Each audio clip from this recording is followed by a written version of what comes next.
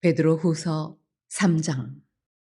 그러므로 사랑하는 자들아, 너희가 이것을 바라보나니 주 앞에서 점도 없고 흠도 없이 평강 가운데서 나타나기를 힘쓰라. 또 우리 주의 오래 참으심이 구원이 될 줄로 여기라. 우리가 사랑하는 형제 바울도 그 받은 지혜대로 너희에게 이같이 썼고, 또 그 모든 편지에도 이런 일에 관하여 말하였으되, 그 중에 알기 어려운 것이 덜어 있으니 무식한 자들과 굳세지 못한 자들이 다른 성경과 같이 그것도 억지로 풀다가 스스로 멸망에 이르느니라. 그러므로 사랑하는 자들아, 너희가 이것을 미리 알았은즉 무법한 자들의 미혹에 이끌려 너희가 굳센 데서 떨어질까 삼가라. 오직 우리 주 곧 구주 예수 그리스도의 은혜와 그를 아는 지식에서 자라가라. 영광이 이제와 영원한 날까지 그에게 있을지어다. 좋은 날입니다. 성령님께서 오늘도 여러분과 저의 심령 가운데 큰 은혜와 평강으로 함께해 주시기를 주님의 이름으로 축복하여 드립니다. 오늘은 베드로후서 3장 14절부터 18절까지의 말씀을 통해서 늦기 전에 구원받으세요 라는 권면의 말씀으로 이제 베드로 전후서 모두 강해를 마치기를 원합니다. 우리가 앞에서 본 것처럼 베드로 전후서는 마지막 때 일어날 큰 핍박과 거짓 선생들에 대한 이야기를 우리는 들었습니다.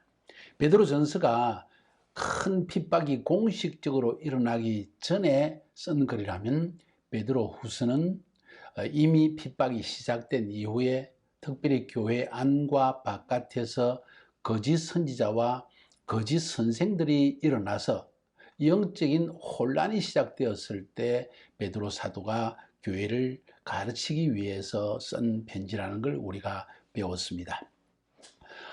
베드로후서 1장에서는 그리스도를 아는 지식이 참 중요하다고 했습니다. 이것은 단순한 우리의 머리로서 아는 지식이 아니라 체험으로 아는 지식, 그 체험으로 아는 지식이 우리의 신앙 삶의 열매를 맺게 하는 가장 중요한 출발점이라는 것을 우리는 배웠습니다. 인생에 사람이 굉장히 중요한 경험을 하게 될 때 그 경험이 내 삶의 방향을 설정하는 경우가 있습니다. 하나님을 만나는 체험을 한다는 것은 바로 그런 것입니다. 나 같은 죄인이, 허물 많은 인간이 완벽한 하나님, 거룩하신 하나님, 그것도 나 같은 죄인을 사랑하시는 하나님, 변치 않는 사랑으로 우리를 이끄시는 하나님을 경험하게 되어질 때 이 사람의 삶에는 내적으로 근본적인 변화가 일어나기 시작합니다. 어떤 사람은 빨리, 어떤 사람은 늦게 일어나기도 하지만 반드시 변화는 일어납니다. 그래서 예수님께서 그 열매로 그들을 알지라고 했습니다. 열매가 있다는 것은 그 사람 안에 내적인 변화가 일어났다는 것입니다. 구원의 씨앗이 뿌려졌다는 이야기지요. 그래서 이런 신앙 지식, 체험으로서의 지식이 굉장히 중요하다 하는 것이 1장에 설파되어져 있고, 2장으로 넘어가면 이런 핍박이 오게 될 때 교회 안에, 교회 바깥에, 특별히 교회 바깥에 거짓 선지자, 교회 안에서 거짓 교사, 거짓 선생들이 나타난다고 했습니다. 그들의 특징은 정욕, 탐욕, 그리고 영적 질서를 무너뜨리는, 무시하는 이런 모습으로 나타난다고 했습니다. 열매입니다. 3장으로 넘어가면 이런 거짓 교사와 거짓 선지자가 가르치는 가장 핵심적인 내용은 뭐냐? 재림을 부인하는 것입니다. 야, 창세전부터 뭐 변화된 게 있느냐? 너희들은 예수가 재림하고 세상이 종말에 오고 그리고 하나님이 백보자 심판을 행한다고 하는데 세상이 창조된 때로부터 지금까지 변한 게 뭐 있느냐 하면서 조롱하게 된다는 것이지요. 오늘은 왜 하나님께서 그러면 재림을 이렇게 늦추시는가 하는 대한 말씀과 그리고 이제 핍박을 당하는 그리고 많은 이단 사슬 때문에 혼란을 겪고 있는 교회 성도들에게 마지막 권면의 말씀을 사도 베드로 선생은 우리에게 던져주고 있습니다. 귀 기울여 들으시기 바랍니다. 오늘 14절에 보니까 그러므로 사랑하는 자들아 너희가 이것을 바라보나니 주 앞에서 점도 없고 흠도 없이 평강 가운데 나타나기를 힘쓰라. 힘쓰라는 것은 우리 자신의 노력이 필요하다는 내용입니다. 어떤 사람은 하나님의 은혜로 사니까 나는 아무것도 안 해도 하나님이 은혜 베풀어 주십니다. 절반 정도는 맞는 이야기지만 절반 정도는 틀린 이야기입니다. 성경은 우리에게 우리 자신의 거듭난 하나님의 백성, 우리 안에 하나님의 영이 거하시고 우리가 하나님을 경험하게 된 사람으로서 우리 스스로 하나님 앞에 힘써 우리에게 주신 구원을 지키고 또 하나님의 말씀을 순종하면서 지키며 살아가는 이 힘쓰라 하는 부분이 굉장히 중요하다는 걸 알 필요가 있습니다. 오늘 보니까 무엇 때문에 이렇게 주 앞에서 점도 없고 흠도 없이 평강 가운데 나타나기를 힘쓰라. 다시 말해서 심판자이신 예수님이 이 땅에 재림하실 때 주님과 평화롭게 만나기를 힘쓰라는 이야기입니다. 점도 없이 흠도 없이, 다시 말해서 우리의 행실이 거룩하게 주님을 만날 준비를 하라. 왜냐하면 우리가 이것을 바라보기 때문이다. 뭘 바라보고 있습니까? 새 하늘과 새 땅을 바라본다는 것입니다. 하나님이 약속하신 영원한 하나님의 나라에 들어가는 축복을 누리게 되는데, 이것을 진정 바란다면 우리는 주님을 만날 준비를 해야 된다. 주님을 평강 중에 만나야 된다. 주님이 우리를 만날 때 이 못된 놈, 내가 너희 죄를 다 사해주고 너의 흉악한 모든 성격들을 내가 용서해 주었는데 너는 여전히 더 악하게 행했느냐, 이 악하고 게으른 종아 하고 책망받지 않고 점도 없이 흠도 없이 잘했다, 착하고 충성된 종아, 이런 이야기를 듣기를 힘쓰라 하는 이야기입니다.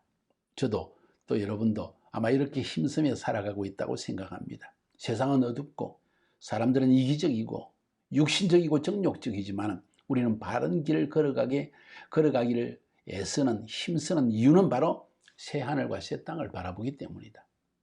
만약 새하늘과 새 땅을 바라보는 소망이 없다면 이 땅에서 살아가는 것 자체가 목적 없는 인생이요, 허무한 인생이 되지 않겠습니까? 여러분, 새하늘과 새 땅이 우리를 기다리고 있습니다. 그곳에 들어가기 위해서 나 자신을 준비하는 여러분 되기를 바랍니다.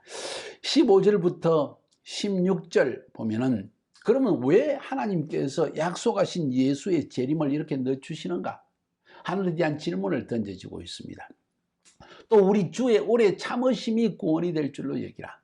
하나님이 오래 참으시는 것이다. 그것이 우리에게 구원이 되는 것이다. 다시 말해서 좀 더 많은 사람들이 죄사함을 받게 하기 위해서, 좀 더 많은 사람이 구원받게 하기 위해서 하나님은 우리의 죄악까지도 참고 계신다 하는 이야기입니다. 심판, 이미 하나님께서 하려고 하면 세상을 썰어버리고 물의 홍수로 노아의 때에 세상을 심판하신 것처럼 또 불로서 심판을 지금 당장도 하실 수 있지만 오래 참으시는 이유는 바로 당신 때문이라는 거예요. 바로 나 때문이라는 것입니다. 우리가 좀 더 정결해지고 또 아직 구원받지 못한, 예수 믿지 않는 여러분의 조그마한 머리를 가지고 하나님이 있니 없니, 예수가 실제 인물이니 아니니 별 소리를 다 하면서 하나님을 대적하는 여러분을 지금 참고 계신다는 사실을 알 필요가 있습니다. 주의 오래 참으심이 구원이 될 줄로 여기라. 우리 사랑하는 형제 바울도 그 받은 지혜대로 너희에게 이같이 썼고, 사도 바울도 이렇게 이야기했다. 또 그 모든 편지에도, 바울의 편지가 신약 성경에 얼마나 많습니까? 에베소서, 갈라디아서, 고린도 전후서, 많은 디모데 전후서, 여러분 이 모든 성경에서 이런 것에 관하여서 말하였으되 그 중에 알기 어려운 것이 들어있으니, 마지막에 관한 이야기, 좀 어려운 이야기가 있습니다. 하나님의 엄청난 비밀적인 경륜, 하나님의 엄청난 계획, 인간이 다 알 수 없죠. 사도 바울도 다 알 수 없기 때문에 무식한 자들과 굳세지 못한 자들이 다른 성경과 같이 그것을 억지로 풀다가 스스로 멸망에 이르느니라. 많은 사람들이 주님이 곧 재림하시는데 우리를 지금 오래 참고 계시기 때문에 아직 재림 안 하시는 것이다 하는 그 근본적인 이야기, 참 쉬운 이야기지만 그러나 명백한 이야기이다. 사도 바울도 그렇게 가르치고 나도 가르친다. 성경이 그걸 이야기하고 있다. 그런데 어떤 사람들이 교만해가지고 자기 머리로, 자기 이론으로 자기 지금까지 살아온 삶의 어떤 경험으로서 그걸 억지로 풀다가 스스로 멸망한다. 이 말, 하나님의 엄청난 심판을 받게 된다. 왜? 재림에 대한 이야기, 이건 하나님께서 정하신 일이기 때문에 이것을 자기 마음대로 변개하는 것을 하나님은 기뻐하지 않는다는 이야기입니다. 한 가지 짚고 넘어갑시다. 그러면 왜 예수님이 재림한다고 기독교에서는 외치는데 아직 오시지 않는가? 바로 여러분과 우리가 구원받게 하기 위해서, 우리가 더 주님 앞에 정결한 자로 서게 하기 위해서 주님은 우리를 기다리고 있다는 사실을 꼭 기억하시기 바랍니다. 망령된 말을 거치세요. 허탄한 이야기, 마치 내가 아는 것처럼 까불락거리면 안 됩니다. 하나님은 살아계십니다. 그분은 심판자로 오실 것입니다. 17절, 그러므로 사랑하는 자들아, 너희가 이것을 알았은즉 무법한 자들의 미혹에 이끌려 너희 굳센 데서 떨어질까 삼가라. 조심하라는 이야기입니다. 조심하라. 자, 보세요. 14절에서는 힘쓰라, 15절에서는 여기라, 이 말은 분명히 알고 있으라. 지금 주님이 재림 안 하시는 것, 아직까지도 오지 않는 것 감사한 줄 알아라. 구원받게 하기 위해서 오래 참으시는 것이다. 네, 힘쓰라, 여기라, 17절에 삼가라, 조심해라. 왜냐하면 미혹하는 자들이 마지막 때에 특별히 활개를 치기 때문입니다. 문선명 같은, 신천지 같은 온갖 가지 이단 사설들이 일어나가지고 우리의 신앙을 막 뒤흔드는 거예요. 그것도 성경의 한 부분을 끄집어내가지고 막 뒤흔드니까 성경을 모르는 무식한 자들이, 성경을 모르는 무식한 자들이 여기에 쉽게 빠져들어서 넘어질 수 있다는 거예요. 마지막 인사를 나누고 있습니다. 18절에 오직 우리 주 예수 그리스도의 은혜와 저를 아는 지식에서 자라가라. 영광이 이제와 영원한 날까지 저에게 있을지어다. 영광은 오직 하나님께 있습니다. 영광을 받을 분은 하나님이십니다. 우리는 겸손하게 주를 섬길 것입니다. 그런데 우리가 새 하늘과 새 땅에 들어가기 위해서 굉장히 중요한 요소가 뭔지 아십니까? 두 가지가 있습니다. 하나는 하나님의 은혜입니다. 내 힘으로 아까 힘쓰라고 했는데 아무리 힘을 써도 하나님의 은혜가 없으면 우리의 연약한 육신과 우리의 한계 있는 지식은 그냥 무지 속에, 혼란 속에 빠져서 넘어질 수 있습니다. 너무 핍박이 오래 다가오면 우리 자신도 이기지 못해서 그만 우리 안에 성질이 드러나고 우리의 연약함이 드러나가지고 더 이상 참지 못해서 우리가 결국 넘어질 때도 있다는 것입니다. 은혜가 필요하다는 것입니다. 그래서 은혜 없이는 살 수가 없습니다. 은혜 없이는 살 수가 없습니다. 여러분, 이 은혜를 구하세요. 매 순간 주님, 오늘도 나에게 은혜 베풀어 주시옵소서. 이 태도 굉장히 중요합니다. 사도 베드로 선생은 이것을 지금 강구하고 있는 것입니다. 두 번째, 저를 아는 지식에서 자라가라. 은혜 안에서 자라가고 지식에 자라. 이제 자, 은혜는 하나님께서 우리에게 일반적으로 베푸시는 것입니다. 내가 하나님께 은혜를 베푸는 것도 아니고 내가 다른 사람의 구원을 위해서 은혜를 베푸는 것도 아닙니다. 하나님께서 은혜로 덮어주셔야 됩니다. 그런데 은혜 안에서 자라나기 위해서 하나님이 주시는 굉장히 큰 중요한 것이 무엇인가 하니 신앙 지식입니다. 영적 지식입니다. 깨달음입니다. 체험입니다. 하나님이 이런 일을 행하시는구나. 주님은 이제 재림하실 것인데 아직 오지 않는 이유는 아직도 구원받지 못한 사람들, 저 죄인들을 하나님께서 오래 참으시는 것이구나 하는 지식이 있어야 된다는 거예요. 이 지식이 없으면 쉽게 이단 사슬에 빠져가지고 넘어질 수가 있다는 것을 성경은 말합니다. 앞부분 1장에서도 베드로후서에서 그리스도를 아는 지식이 우리를 성결한 삶, 거룩한 삶으로, 변해가는 삶으로 바꿔나간다는 이야기를 들었죠. 신앙 지식 굉장히 중요합니다. 두 가지의 지식이 있습니다. 한 가지는 성경 자체에 관한 지식. 성경이 하나님에 대해서 뭐라고 말하는가? 성경이 인간 역사의 시작과 종말에 대해서 뭘 말하고 있는가?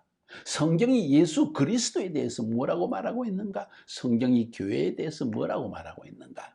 성경이 하나님의 영에 대해서 뭐라고 말하고 있는가? 성경이 인간의 죄악성에 대해서 뭘 말하고 있는가?